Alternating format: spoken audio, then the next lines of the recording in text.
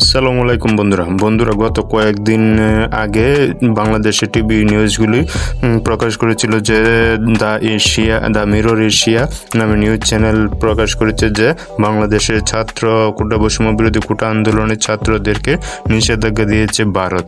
কিন্তু গত পরশু দিন ভারতের টিভি চ্যানেল এই প্রশ্ন করে ভারতের ফরেন অ্যাফেয়ার মিনিস্টারকে, তখন সে জানায় যে এই নিউজটি হচ্ছে টোটালি ভুয়া। এর আগে দ্য মিরর এশিয়া এই নিউজটি প্রকাশ করে, যেখানে হাসনাত আবদুল্লাহ, সার্জিস আলম, আক্তার হোসেন,